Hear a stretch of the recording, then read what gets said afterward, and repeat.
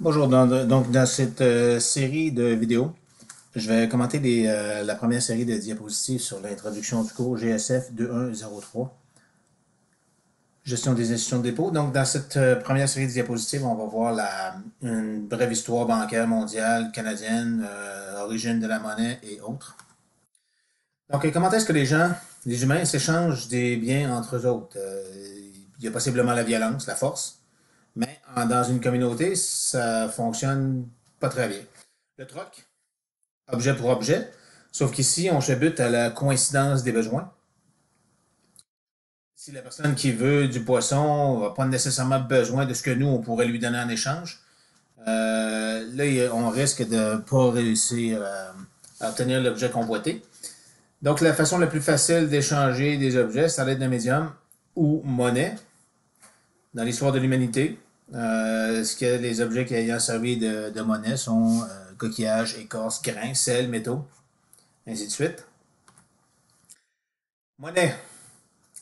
Pour qu'un objet puisse être utilisé comme monnaie, il doit satisfaire 5 conditions, généralement les suivantes.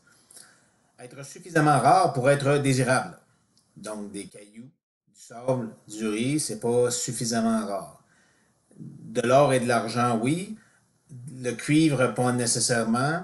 Le métal, le bronze et autres ne sont pas suffisamment rares à la grandeur de la Terre pour être désirables. Exister en quantité suffisante pour permettre un flux continu d'échange. Ne doit pas être trop encombrant ni trop périssable. Être suffisamment lourd pour ne pas partir au vent. Suffisamment léger pour être transportable. Divisible sans perte significative de valeur. À l'intérieur d'une société, la monnaie est-elle toujours essentielle? Dans le cas, il y a certaines sociétés qui avaient réussi à survivre au travers des siècles sans l'utilisation de monnaie. C'était le cas des Incas en Amérique du Sud. La société Inca était hiérarchisée à un point tel que la monnaie n'était pas nécessairement, était pas essentielle au bon fonctionnement de la société. Tout le monde savait exactement ce qu'il avait à faire et pourquoi il devait le faire. Dans des sociétés plus libérales, plus fragmentées, la monnaie devient généralement indispensable. Quel matériau peut faire office de monnaie? Le diamant est désirable, sauf que là, il est trop rare à l'échelle de la Terre pour être utilisé à grande échelle et il est difficilement divisible. Les métaux fonctionnent très bien, sauf que là, on a besoin de métaux qui soient suffisamment désirables et suffisamment rares. Il y a eu à l'occasion des écorces d'arbres, grains de riz, mais dans le cas de ces commodités, elles sont périssables et souvent trop abondantes à certains endroits pour être utilisées. Il y avait certains endroits où on coupait une branche d'arbre en deux et la valeur de l'argent était vérifiée en ramenant la moitié de la branche au souverain et en démontrant que c'était bel et bien la bonne moitié. Les métaux rares ayant été utilisés comme monnaie, l'or, l'argent et le platine. En cas de l'or, ça a souvent été associé au soleil, d'où sa désirabilité. L'or est durable, malléable, facilement divisible, facile à transporter et peut être utilisé à grande échelle. L'argent, la désirabilité de l'argent, souvent, ça fait référence à la Lune ou au reflet du ciel. L'argent est durable, malléable, facilement divisible, plus abondant que l'or et donc moins cher. Et il y a ultimement le platine qui a été utilisé à l'occasion comme monnaie, mais pas autant que l'or ou l'argent. La monnaie frappée, même si on utilise une commodité telle l'or ou l'argent, il est parfois difficile de vérifier la teneur exacte en or ou en argent de la pièce de monnaie. Donc, une bonne façon de faire reconnaître la valeur d'une monnaie, c'est peut-être d'y apposer un motif, faisant en sorte que les récipiendaires de la monnaie soient convaincus de la valeur de la pièce. Donc, une fois qu'une pièce avec un certain motif obtient une certaine réputation, bien cette pièce finit par être acceptée par un grand nombre d'individus, ce qui fait en sorte que pour l'émetteur lui-même, ça lui permet de produire sa propre monnaie. Donc, un souverain a toujours intérêt à produire sa propre monnaie plutôt que d'utiliser celle d'un autre pays ou d'un autre comté ou d'une autre région. Si moi-même, étant souverain d'un secteur quelconque, j'arrive à convaincre les gens de la valeur de la monnaie frappée avec mon visage dessus, bien, ça génère pour moi un certain profit parce que la monnaie que moi, je produis, si elle me coûte moins cher en métal qu'est-ce qu'elle rapporte, qu'est-ce qu'elle me permet d'acheter, ben, le fait de produire ma propre monnaie me crée à moi-même un revenu. Ce qui s'appelle le revenu de seigneuriage. Donc, c'est la différence entre la valeur d'une pièce et le coût de la produire. Monnaie frappée et empire. À chaque période de l'histoire de l'humanité, la monnaie la plus acceptée a toujours été celle de l'empire dominant. Durant le temps de l'empire grec, c'était le drachme. Durant le temps de l'empire romain, c'était la monnaie romaine. Ça a été la piastre espagnole suivant la découverte et la colonisation de l'Amérique du Sud dans les années 1500.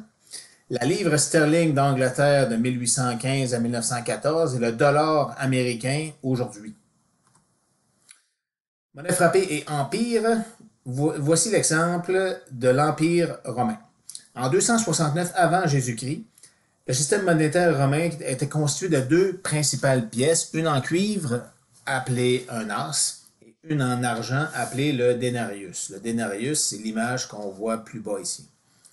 D'autres pièces de différentes valeurs circulaient aussi, dont une d'or appelée l'aureus et une autre d'un métal différent, de moindre valeur, appelée sesterce.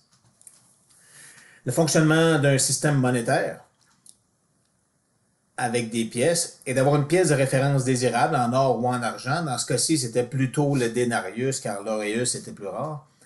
Donc, si le denarius est désirable, il s'agit de produire les pièces en cuivre et en métal de moindre valeur de façon à ce qu'on puisse toujours échanger les pièces de moindre valeur pour celle qui est désirable. Donc, le taux de change as pour denarius était 16 pour 1. Le système monétaire de l'Empire romain a été fortement stabilisé par les décrets de l'empereur Auguste en 15 avant Jésus-Christ. Une devise forte est essentielle à l'émergence d'un empire. Donc, les Romains avaient commencé à développer une expertise en se basant sur ce que les Grecs avaient fait avant eux, afin de produire des pièces de monnaie qui soient jolies, avec une certaine valeur grâce à leur contenu en argent, qui soient désirables et qui soient acceptés comme mode de paiement à très grande échelle dans le secteur que pouvait couvrir Rome. Avec une monnaie désirable, c'est plus facile d'embaucher des soldats et de se créer une armée loyale. Une armée loyale, ça veut dire des soldats qui ont envie de rester dans l'armée et de durer longtemps, conquête après conquête. Une armée loyale permet d'acquérir du territoire et d'étendre l'empire. Ça permet aussi d'effectuer des travaux d'infrastructure à la maison et d'offrir des spectacles pour les citoyens. Donc, des citoyens satisfaits sont des citoyens moins à risque de se soulever contre le gouvernement. Au temps d'Auguste, donc en 15 avant Jésus-Christ, un soldat romain gagnait entre 200 et 300 denarii par année. Quoique la majeure partie de ce montant servait à couvrir les frais de logement et de nourriture du soldat. Mais un officier romain, lui, pouvait gagner aux alentours de 10 000 denarii par année. Et les plus hauts gradés de l'armée pouvaient gagner jusqu'à 25 000. Donc cette immense différence de salaire, c'est ce qui donnait un gros incitatif aux soldats à rester dans l'armée, à démontrer leur loyauté afin d'éventuellement pouvoir devenir officier et gagner un énorme salaire. Au temps d'Auguste, le denarius était constitué d'argent à plus de 95%. À mesure que l'Empire romain prenait de l'ampleur, ses besoins financiers augmentaient aussi. Donc, l'Empire avait besoin de toujours de plus en plus de pièces de monnaie pour payer ses soldats, réaliser ses travaux d'infrastructure, mais plus de pièces de monnaie que l'argent qui lui était possible d'obtenir afin de constituer ces pièces. Donc, à mesure que l'Empire grandissait, le contenu en argent du denarius, lui, diminuait. Vers 300 après Jésus-Christ, le denarius romain ne contenait presque plus d'argent. L'Empire romain a atteint son apogée aux environs de 200 après Jésus-Christ et plusieurs attribuent sa chute à la perte de valeur de sa monnaie. Donc avec le temps, un empire dégrade sa monnaie. Les soldats de son armée sont de moins en moins désireux de risquer leur vie pour cette monnaie dégradée. Ce qui fait que ça devient de plus en plus difficile de garder ces soldats. Ça donne une armée de moins en moins loyale, peut-être de moins en moins combative, ce qui éventuellement mène à des pertes militaires, des pertes de territoire et la chute de l'Empire. Voici un graphique du contenu en argent du denarius avec le temps. Donc ici, on est à peu près à moins 100 avant Jésus-Christ. Donc le denarius était constitué à presque 100% d'argent. On a le temps d'Auguste, c'est exactement ici. Donc ici, on a à peu près 90% de contenu d'argent pour le denarius, jusqu'à peu près les années 150 après Jésus-Christ. Donc Jésus-Christ, c'est ici, à l'époque 0, où là, on avait 80% d'argent à l'intérieur d'une pièce de denarius.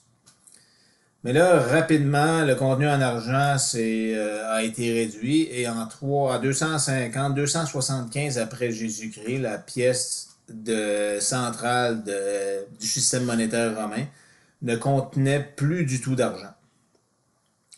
Une fois que la pièce de monnaie devient un vulgaire morceau de métal, ça devient de plus en plus difficile de garder ses soldats. Les soldats désertent, l'armée rétrécit, on perd des batailles, on perd du territoire, l'Empire chute. Voici l'Empire romain en 240 avant Jésus-Christ.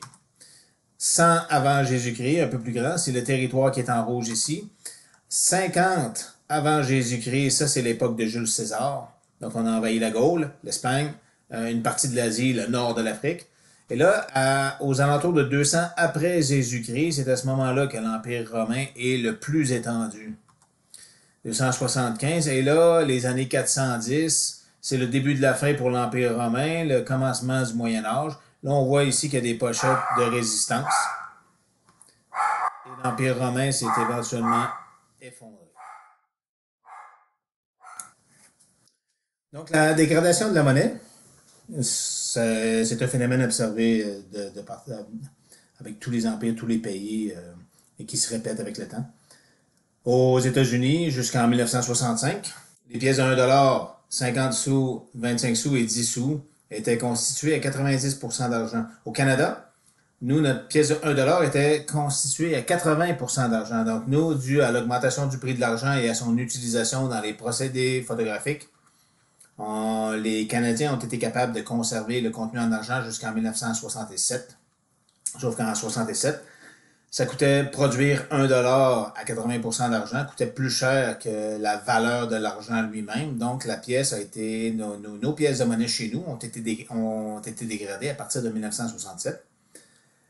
Et à partir de 1965, aux États-Unis, dans un tel système, le 1$ ici a un poids quelconque qui s'approche d'une once.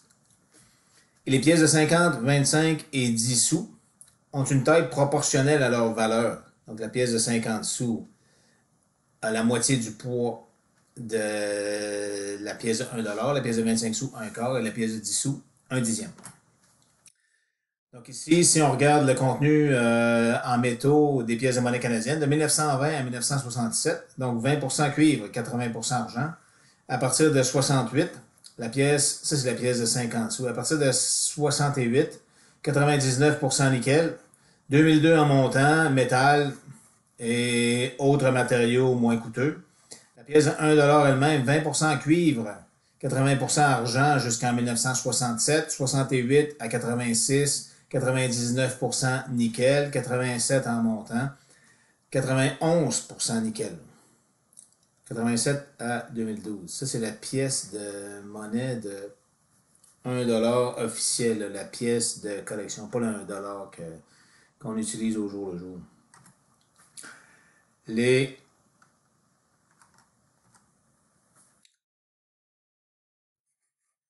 La pièce de 10 sous, même constitution que la pièce de 1$. La pièce de 25 sous, même constitution que la pièce de 1$. De 67 à 68, ici, il y a eu une petite de 50-50 pour le 25 sous. Donc, on voit que là, même pour le sou noir, donc, au début, le sou noir était à 98% de cuivre jusqu'en 1977. 79, 98%, c'est l'alliage qui changeait.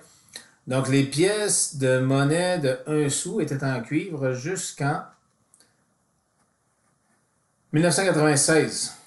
Ce qui a changé à travers ces époques, c'est le poids de la pièce de monnaie. Donc, la pièce ici a diminué de poids avec le temps de façon à conserver son pourcentage de cuivre et de façon à coûter moins d'1 sou à produire. Mais en 1997, c'est devenu intenable. Le contenu en cuivre a chuté à 1,6% et à partir de 2012, ben, on a cessé de produire les pièces d'1 sou. La pièce de nickel, elle, jusqu'en 1981, 99,9% nickel. La pièce de 5 sous. À partir de 82, cuivre, nickel. Et de 2000 jusqu'à ici 2012, là, c'est les données que. Les données s'arrêtent ici, là, mais le contenu en nickel est rendu à 2% et c'est une pièce de métal simple. Monnaie frappée et changeur, qui va être la suite, qui va être le sujet du prochain vidéo.